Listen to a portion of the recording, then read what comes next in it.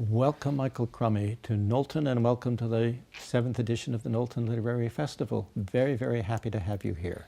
Great to be here. Well, you started out as a poet I think it was a course entitled Poetry 1000 at Memorial University. Have I got that right? As far as I remember, it's starting to be a long time ago. So, were there any particular poets at that juncture in your young age that sparked your interest in poetry, got you writing? Well, it wasn't particular poets so much, just because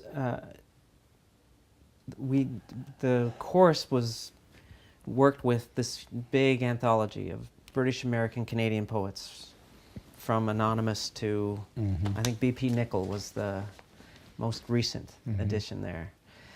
And I had no interest in poetry before that course. And I was young, like we only went to grade 11 at the time.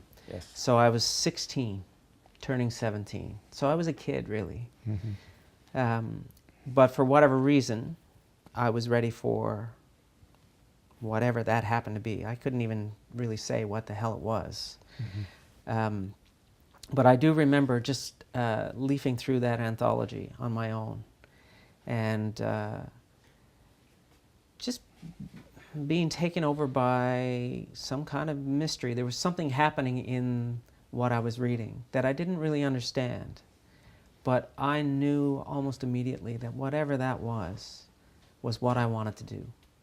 And of course, this was all subconscious, because I didn't talk to anybody about this, and I don't think I allowed myself to think about it too much on a conscious level either. But looking back, it felt like a vocation. You know, I started writing that first term, and I have never stopped. You've never stopped? No. You've never stopped. I notice in your poems that they're easily read. They make a quick and immediate impact.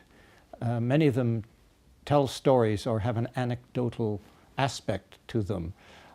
Is that part of, does that come, do you think, from the oral culture of Newfoundland, from your father's stories perhaps as well, or from family stories, or from the way people talked? I think so. I mean, in everything I've ever written, I think narrative has been the center of it. Like, almost all of the poems are stories in some way. There's a beginning and a middle and an end. Even if they're not set out as beginning and middle and an end, you can take it apart and find the beginning, middle, and ending of a story. And I think that interest was something that I got from listening to people tell stories as I was growing up. And it may be that interest in narrative is actually something that is a limitation too. You know, it may be that I'm not going as deep in some areas as I might otherwise, just because narrative is so central to me. And narrative has perhaps more and more taken over your creative life now that you are spending time writing novels of considerable power.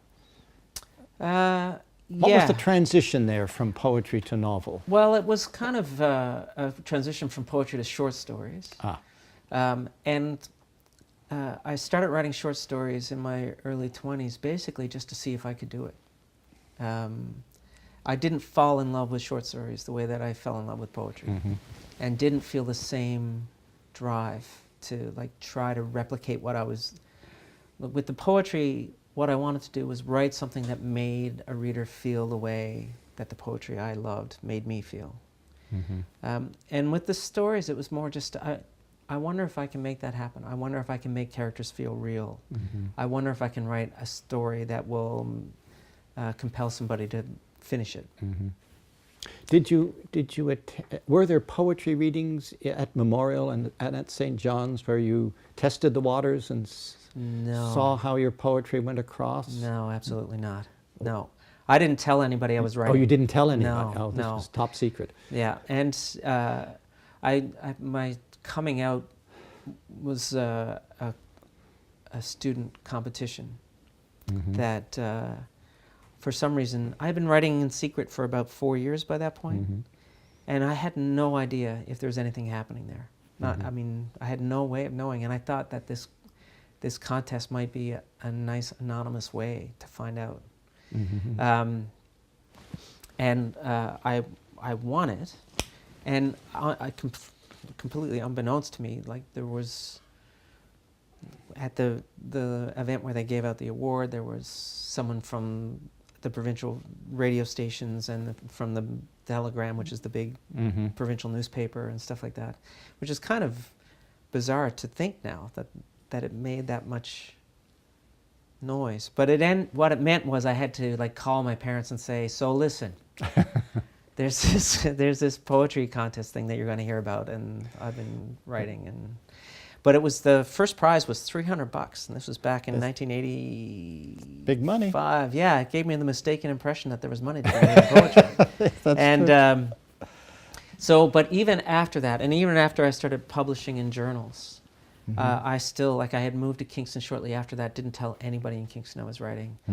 And the thought of doing a reading was so petrifying that I just wouldn't go near it. So I was probably 28 and had been writing for a decade or longer before I ever gave a public reading. And it was partly just a conscious decision. I thought, if I'm going to try and make this my life, then I'm going to have to do readings.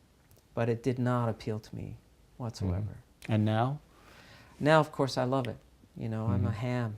You're And I think that was always a part of my personality. I'm an introvert by nature, but there's a lurking ham in there that loved being up in front of people as well.